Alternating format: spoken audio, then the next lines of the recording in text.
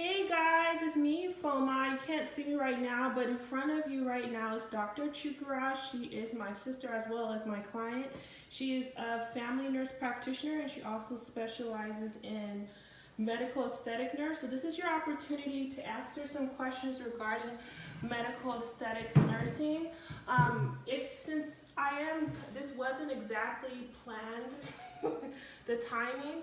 So while you guys are getting on, what I'm going to do is just have her introduce herself to you guys and let her, share with you what even brought her to the world of medical aesthetic nursing, okay? So that's what we're gonna do.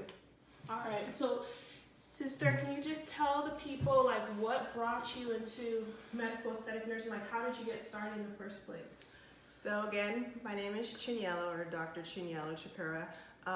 I started medical aesthetics after I graduated my BSN in Iowa, Des Moines, Iowa, Graham University. First, I started as a laser nurse at a medical spa, and after doing laser for about a year, I ventured into more of the injectables. I really wanted to get into aesthetics because I wanted to do something that showed my artistry. I think aesthetics is an art form. I really don't think it can be something that's just standardized. So I wanted something that expresses my artistry. I loved looking at people's faces, looking at different angles. I loved playing with makeup. I loved playing with skincare, cosmetics. So I fit right in when it came to joining the aesthetic industry. Great. So how long have you been a family nurse practitioner?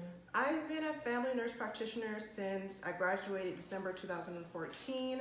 So almost 5 years now. 5 years. So you've been a family nurse practitioner 5 years. So how long were you a family nurse practitioner before you decided to get your feet wet in medical aesthetic nursing? Like I said, I was already working as a laser RN. So I was working as a laser RN while I was finishing up my FNP at Long Beach University, Cal State Long Beach University.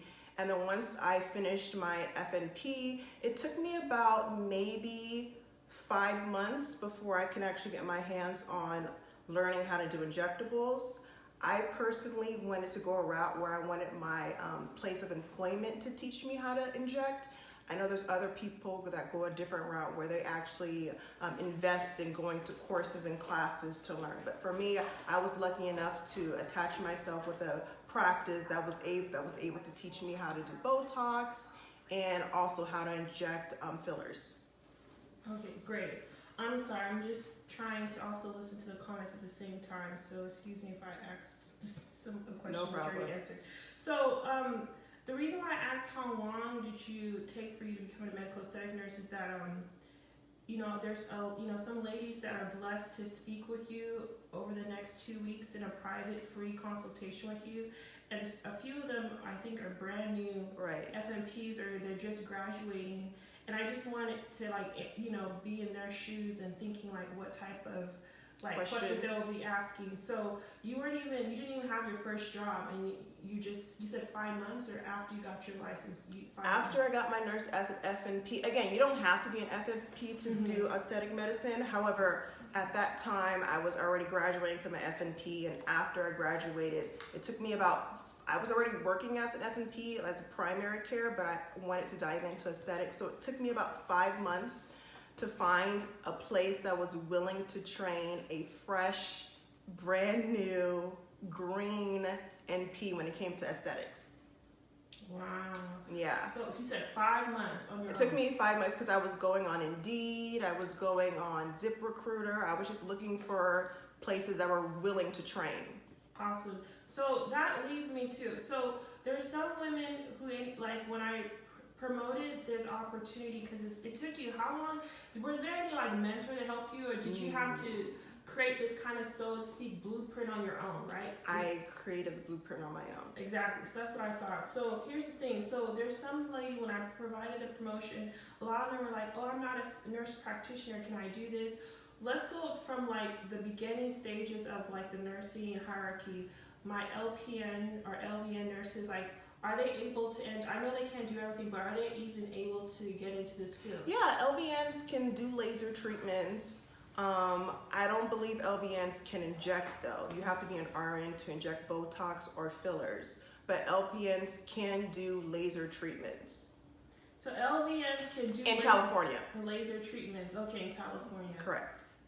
Any other things? So basically nothing like invasive. So they can do laser, anything else aside from laser? No, they can just do laser. Okay, laser treatments. Okay. Then next, let's branch into the RNs. What are they able to do? RNs can do pretty much everything that NP can do. The only thing that RN cannot do is the good faith exam. That's why some facilities prefer an NP, because you can do a good faith exam as well as do all the procedures. Usually before you can do anything with a patient, you have to make sure that the good faith is done. So it becomes a little bit problematic when there is no doctor that's there to do a good faith real quick. So that's why they prefer NPs. However, RNs can do the fillers, they can do the Botox, they can do the laser treatment, they can also do the microneedling, and they can do the PRP injections, or the vampire facial, as they call it. Okay, let's rewind, because this is like a first time exposure to this industry. So I just want to like break it down to someone, because a lot of people this is like their first time. They're like, what this field is. So you mentioned that RN is able to do fillers, Botox, laser treatment, something? PRP, platelet-rich plasma injections, or you can mix it with the microneedling, because there's two different ways you can do microneedling. Then microneedling, Pretty much RNs can do almost everything, especially cool sculpting, which is, the freezing of the fat, and then there's true sculpt, which is like the heating of the fat. So RNs can do almost everything except for the good faith. Now, the good faith what is the good faith assessment or examination? So the good faith examination is a basic physical, more so asking history. So if the patient has any bleeding disorders, if the patient has any neuromuscular disease, if the patient has cardiac disease, when was the last time they had Botox or fillers? If they did have it, did they have any adverse reactions? Just looking at their face for symmetry, volume loss in any areas, and then putting your recommendations of what they might need.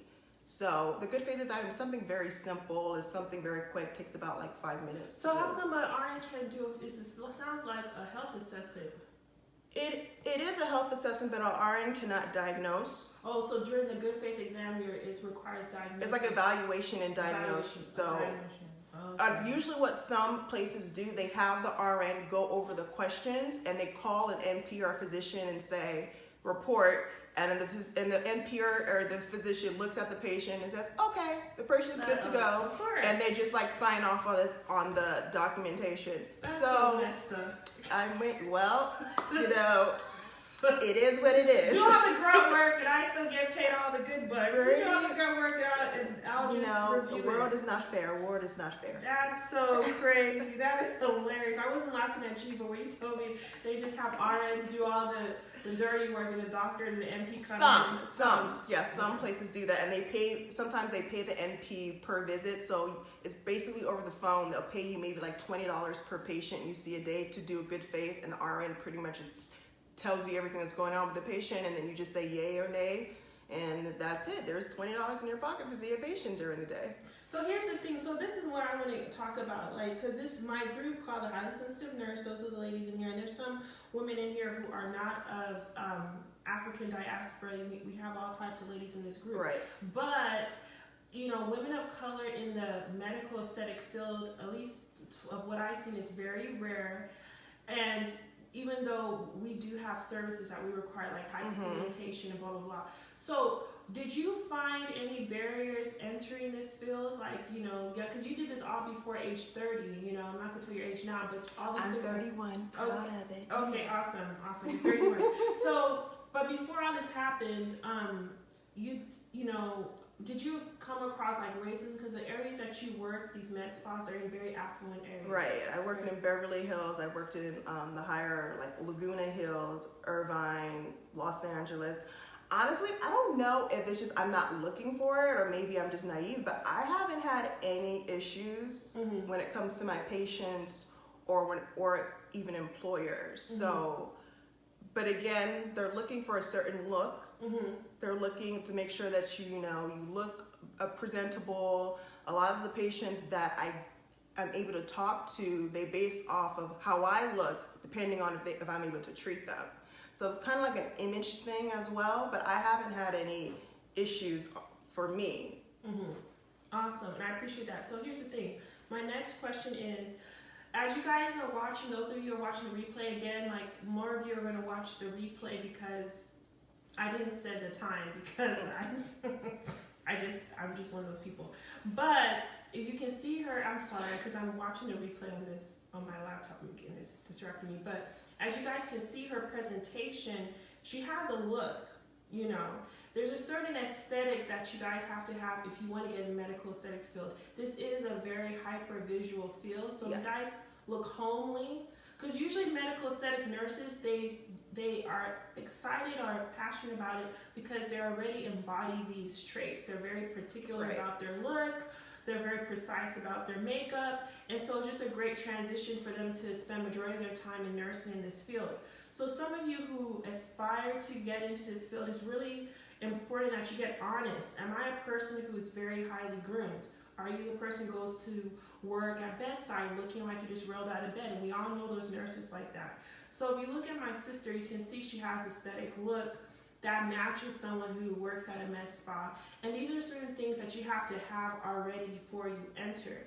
You know what I'm saying? This is not something someone's going to train you unless you're just one of those people that has like a bare-faced beauty and people see potential. And I want to interject. It's not like you have to be like dolled up when you go to work. Because sometimes I go to work, I don't really have too much makeup on, but I make sure, you know, like I have a little bit of concealer underneath my eyes just so I look a little fresh. I have a little bit of lip gloss just to, you know, just to look more presentable. I don't wear scrubs. Some nurses wear scrubs. I like to wear my casual clothes because I like to show my personality. But my clothes always reflects something that's professional, something that's stylish, you know, something that your patients want to emulate. So when you get into this industry, you have to just present yourself or package yourself in a way that will attract your customers and have people say, hey, I like the way you take care of yourself. How can I, you know, do the same thing?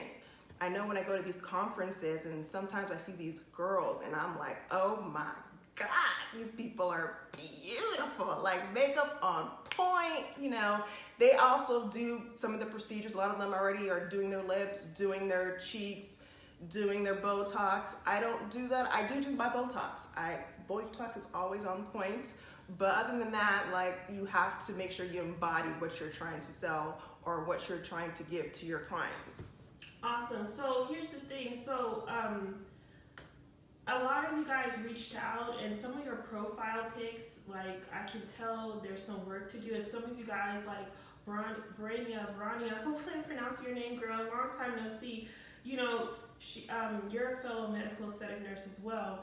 But it's really important that you guys just are honest and you're not just wanting to enter this field because you think it's less stressful. It's not. Stress is in a different way. Yeah, so we're going to talk about It's that not. later. So Tamara, who was one of the first people to join, hey Tamara, said that she looked on Indeed.com for positions and it's more prominent in California. Texas is a little different. And I understand your only license is in California. Yeah. Do you know, like, in the industry, like, are there, you know, there's a need in all states, right? Yes, especially Texas. Yes. Yeah. So how would you advise, you know, and those of you who are blessed enough to talk with Dr. Chukwurah, my sister, over these next 2 weeks, because she filled up hecka fast, like in 24 hours, fully booked. Good for you. But you can really, like, get your personalized questions to her, and she's not going to sell you anything. This is literally a gift in exchange for you to give her a review on her business page that's brand new. But to answer your question, like, if you are Tamara and there's not traditionally positions like in obvious on Indeed or Craigslist, how would you tell Tamara, who practices in Texas, her license is in Texas, how would you advise her to go about looking for work? And there's no positions on Indeed? That's what she said.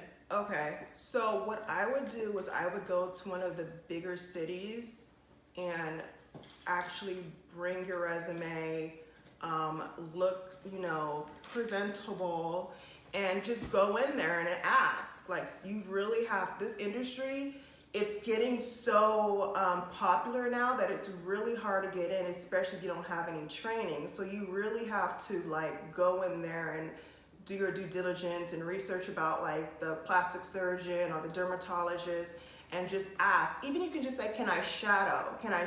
I'm an NP, I'm looking to get into this industry. Do you think I can shadow one of your nurses or just to make sure that this is an industry I want to get into? And from there, build a rapport and then, get yourself in there. Like, you really have to be creative. So here's the thing, let's go back, because you said it took you 5 months while you were just getting your license as an FNP. You didn't just wait for Indeed, did you? Or did you find your positions doing the advice that you mentioned for Tamara to do? For me, I found my first position, I found it on Indeed, and it was not glamorous. It was in Beverly Hills. It's a Groupon like facility. So when anything says Groupon facility, there's a high value customer client base. I actually took a huge pay cut to actually even be trained. I was actually being paid what an RN would do, we would be being paid, but I was working as an NP. So I made a sacrifice to learn or just to get my foot in. And to be honest with you, as soon as you get your foot in, it becomes much easier. So that's my plan, was just get my foot in, stay there at least 6 months, and then figure something else out, So just get your foot in there, and then it'll get better. So awesome. So you just shared that you took a pay cut, and in exchange, so let's huge pay cut. Like you don't have to say the exact dollar, but how much less of a discount. So say for example, like $40. It was like a $40 less than I would make hourly. A $40 hourly pay cut that I would make. And you did that because how much is it typically for you to go to one of those like 11-day conferences that trains people? Like, what are your beliefs are going to like Scottsdale or Las Vegas, where they have those little events where they'll train you on Botox fillers and all the other stuff? Okay, I actually went to one recently, maybe like a year ago. Not even a year ago. No, it was less than a year. It was in August. I went to one in August. I loved that their training program was like a 3 days. Because I was an advanced injector, I just went to the last day. Those are wonderful because it teaches you about anatomy. It teaches you about like areas that you should not be injecting, technique. Some of them, look for the ones that actually let you have hands-on experience with the model, because you're able to feel the depth you should be going. And the only thing that I don't like about those programs is that if you go and you don't get an employment in the next 3 to 4 to 5 months, you're going to lose your confidence and you're going to lose like some of the skills that you learned at that place. Because I went and I learned how to use radius when it comes to like injecting around the hands. Now, because I'm an injector, I know how to do it. But if I were just to go there just to learn and then not have a place to work, just to continuously do my procedures, I would forget exactly how it felt or what angles, So if you have the resources to go and then continuously, go to like palette courses just to continuously refresh and practice, then I say those courses are great. But if you're just going to go to those courses and you don't have a job lined up after, you might notice that your confidence is going to go down a little bit more. So here's the thing. So obviously it's a yes to do those events, but you want the certificate. Like, it's really good for your malpractice insurance. It's really good for you in basic to have a certificate that says this person is certified and blah, blah, blah, blah, blah. That's a great thing to have. Okay, awesome. Now, so for a person to, obtain a job like within 30 days, do you think it's possible for someone to obtain a job in 30 days without any experience? I want to say yes and no, because I know now that a lot of places, they really don't want to train because it takes a lot of resources to train, and some providers don't actually stay as long as they should. But I think it can be done. I did it. It can be done. You just have to look for places that say willing to train. they are more open for really showing the right candidate. That's usually what it says. They're more open. Taking a pay cut makes them more invested. They think you want it more. I wouldn't actually go in there and say, I'll take a $20 or $30 pay cut. I wouldn't say that. But they will offer you, like, so what if I pay you so-and-so amount? How would you feel? And you just say, I'm here to learn. I just want to improve my skills. After 60 days or after 6 months, if my skills are sufficient, I would like to renegotiate my, hourly. So those are some ways that you can get around it.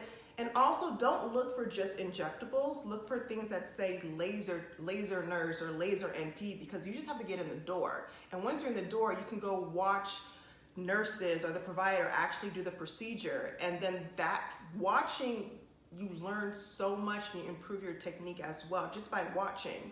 And you're able to kind of like eventually move up into the injectables. Awesome. So that's like a lot of information. It is. It's a lot of information. But here's the thing, those of you who are watching, I need you to literally leverage this, because there's only, I think more than 20, I think you have like almost 30 appointments that over the next 2 weeks, and not all of them are going to get to you, because once we reach 20, I'm going to have to reach out to those ladies. But those of you who weren't able to book a time with her, this is your opportunity where you can get your questions answered. Like, literally look at her as a person who has over how many years? Like 3? In aesthetics? Yes.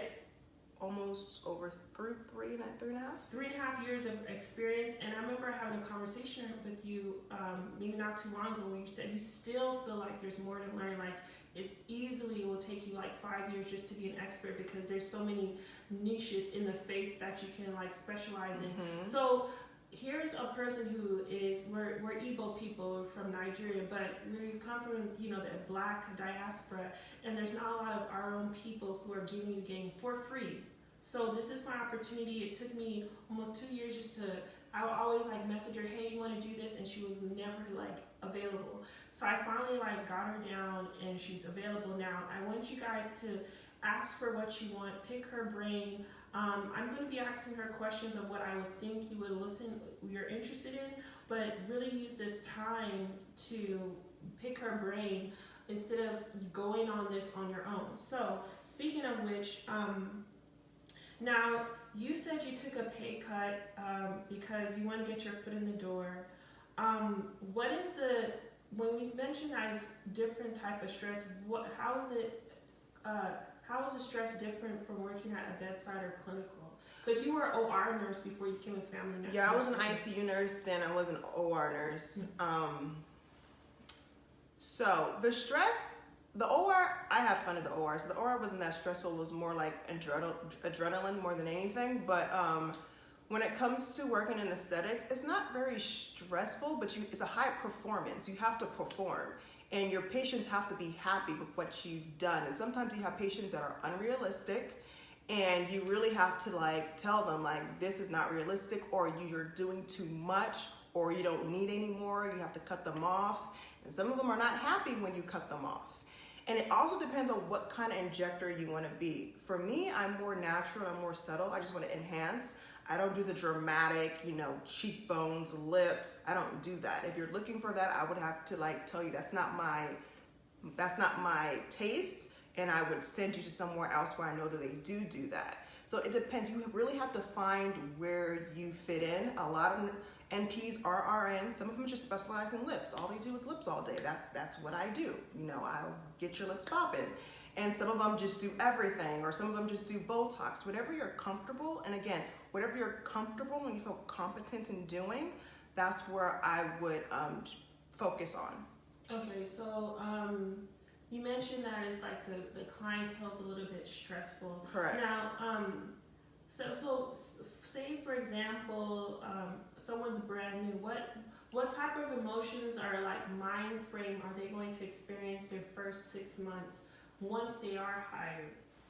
I think for me, from what I experienced my first 6 months, it was just, again, I started at Groupon. So I was doing 25 Botox patients in like, I would say 4 or 5 hours, and they would just give me a 15-minute turnover rate. So that's assessing the patient, drawing up the toxin and injecting, and then if I have to do a good faith, that's all in 15 minutes. So that for me, and if you get backed up and you have patients complaining, oh, they had to wait too long. So that for me was really stressful, being able to perform so high.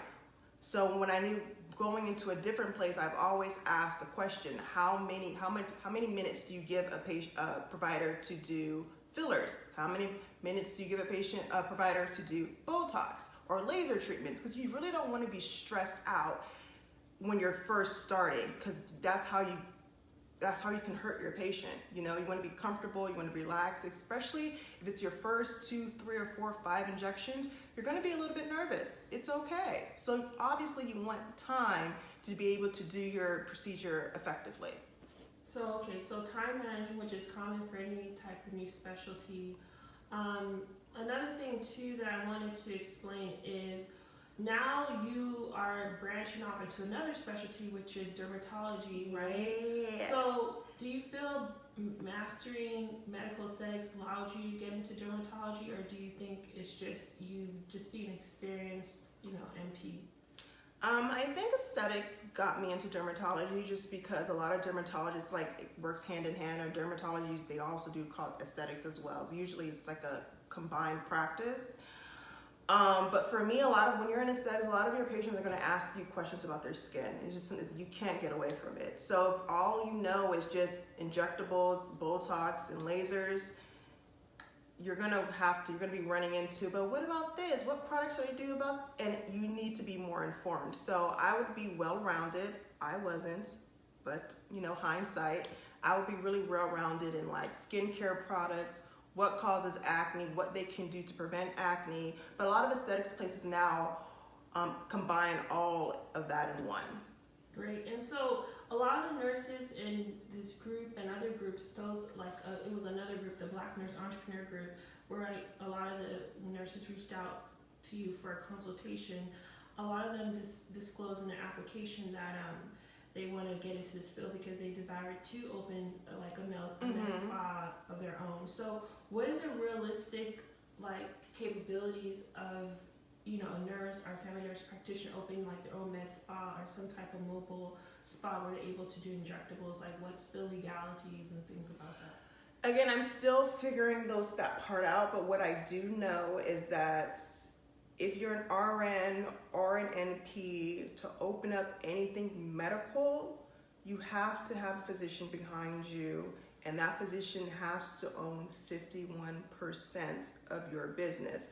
Now, I don't believe it's profit, but I believe it's 51% of the company, because they have to be able to say, you can't do something without them knowing. So you have to have a collaborating agreement with that physician, and then they have to own 51% of your business. However, there's a way you can get around it, which is... Oh, but we're going to talk about that later. Thank you for that. We're going to talk about that later. So here's the thing. As you guys can see, is to become a medical aesthetic nurse is not just about you applying. It's about you acting as if you're already a medical aesthetic nurse. You have to have the grooming skills, the presentation. Clients need to know that you're walking the walk. And if you're one of those people who are I think this is superficial, what does it matter how I look like? This is not the industry for you. It's almost like trying to be what do you call it?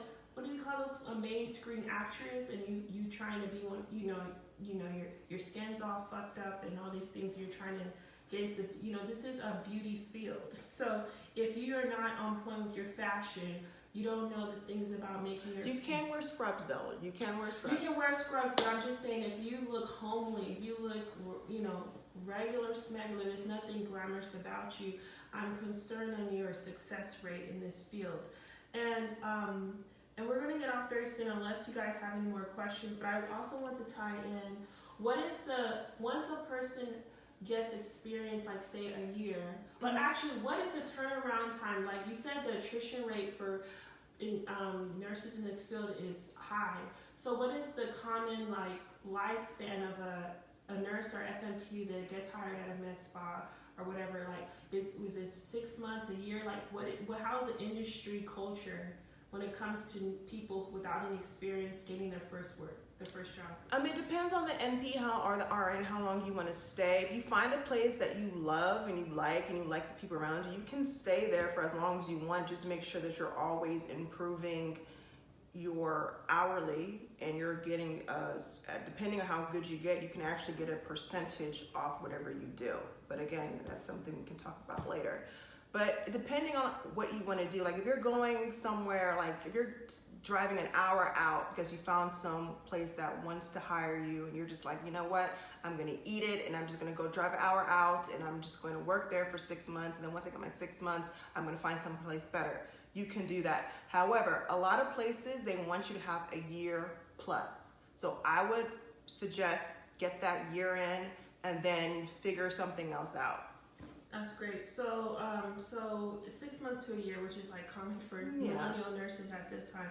So once you get your experience, what's, not to share how much you get paid, but what is the average like hourly rate for a person who's just starting out to like their experience, and they feel like they have more leverage, they have more to offer when they go into the office? Well, that's a tricky question, but for the first time starting out, it depends. Again, I took a pay cut. My pay cut, I'm not afraid, I think I was making $35 an hour. Yeah, that was horrible.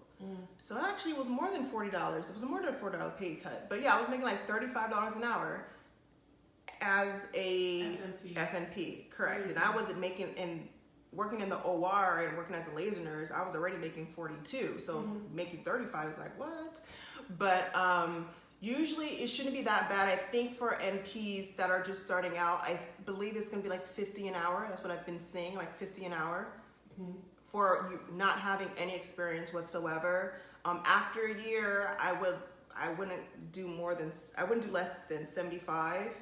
And then once you become an expert, again, you can start negotiating on like how much percentage you want off of whatever product you're selling, plus your hourly, or it can just be a commission-based practitioner. It just depends on how confident and how much clientele you have. Oh, but speaking of which, about commission, I noticed in this field, like a lot of people, like they're like, oh, during my interview, they said I can get paid X amount of dollars, but that doesn't include tips. What is your view on tips, receiving tips in like this field? Is it legal? Like, is it okay with the Board of Nursing for getting tips? Or I thought with nurses we're not allowed to accept tips. That is a good question, and I've tried to call the Board of Nursing just to clarify. However, from what I know so far, if you're working at a physician's office, a dermatology office, any type of medical office, you getting tips is an absolute no-no. Now, if you're working at a medical spa, that's something that's tricky because some of the procedures that you might be doing is not going to be medical based, especially if you're doing like a chemical pill or something like that. But I would play on the safe end and just tell your patients I don't accept tips, because you are a medical provider, and as a medical provider, you should not be getting tips for any procedure that you're doing. And I would just say I don't receive tips. However, a Yelp review would be great for me. It would be more than tips, for me. So right. I would try to do something like that. So why do doctors try to leverage that on interviews if it's like an ethical thing? Is it because they have because they get to pay you less? They don't care about your license being safe? Maybe they don't know, or they can get away with paying $60 an hour when you get tips. So, and some of them actually don't really know. But again, if you ask them, if you were doing a procedure and your patient gave you a tip, would you accept it? They would most likely say no. So you should do the same. So, the doctors would say no. They would say no. I don't see, and I've worked with a lot of physicians, and none of them have received any tips or would receive tips for patients. So I would probably do the same. So here's the thing. So we're going to wrap things up, and here's the thing now. So those of you who have a session booked with her, congrats to you, and I'll be reaching out to you to remind you of your appointment. However, those of you who really enjoyed, listening to what Dr. Chukwurah is saying or watching the replay, I want you to understand that there's more for you to learn. And I also want you to know that I have a program coming up. It's a 6-month program. What Dr. Chukwurah is doing is she's performing the role of a nurse consultant. Like her problem that she solves is helping nurses, RNs, FNPs who are ready to add a different, specialty to their craft. And she's leveraging her almost 3 years of figuring this out on her own. And she's going to literally hand deliver to you on a silver platter, like all the things so you can avoid going through these stuffs and certain things you're not even aware that you don't know. And there's a lot of unethical stuff that I've witnessed that I had to leave places because of, shortcuts and other stuff like that. So going in, I was completely naive, didn't know what to expect, and through the 3 years, it's been a learning curve. But if I can help the next practitioner not put themselves in a position or in a situation where they didn't know or could have led something bad, I would love to do that.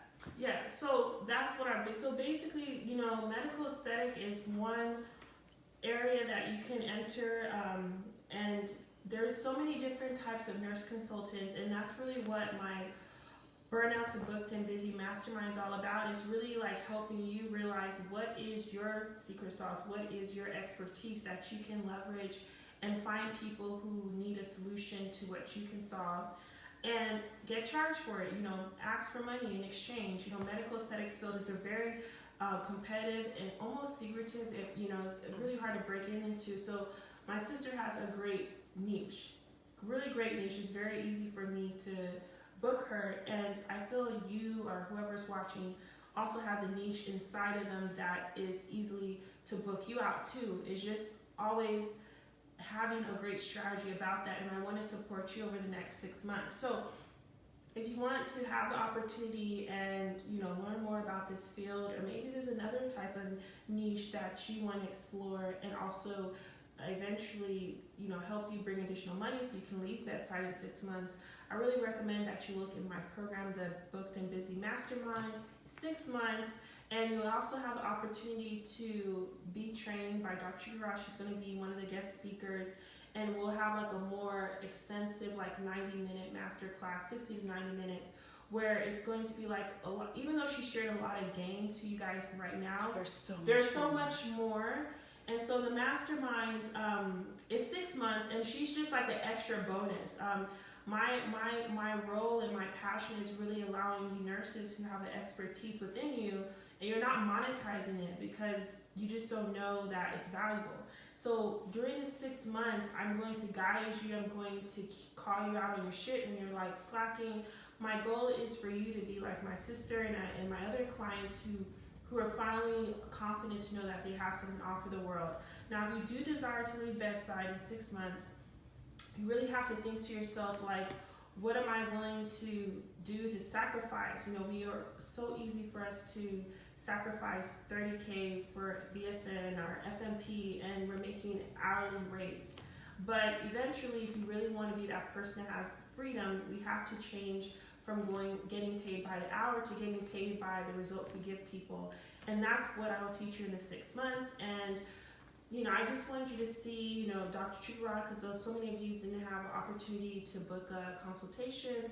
And, over the time that we spent today, a lot of the most common questions she answered. When you're watching the replay, if something comes to mind and she didn't address it in the training, you can post it below, and we can see in the future we can do this again, but probably it's up in the air. It's up in the air for to do this again for free. But if you really just realize what's available to you when you just put yourself out there. Now, if you realize you really want to get into the medical aesthetic field and you don't have the personality to do what she mentioned, which is get out your comfort zone and introduce yourself and go to these med spas, again, we can talk about that in the mastermind. But I think that's pretty much it, and I really appreciate all of you guys who are watching. And those of you who are watching the replay, I want you to write replay so I know that you're on, and also you can always feel free to post your comments below. And those of you who will actually get the opportunity to speak with Dr. Chukwurah, I'm really excited for you. This is such a great gift. She's gifting over $10,000 worth of consulting services over the next 2 weeks to over 20 plus ladies. So I'm really excited about that. And I think that's about it. Do you have anything you want to leave for the ladies? I think the only thing I would want to leave is that this industry that I'm in, just being a nurse, NP, is just wonderful because there's so many different avenues that you can go and explore. If you try out medical aesthetics or aesthetics and you feel like this is not for you, there's so many other things that you can do that's going to showcase your talent. So I look forward to speaking with the few people that were able to book with me, and have a good night. All right, awesome. Thanks. Bye, guys. Talk to you soon. Bye.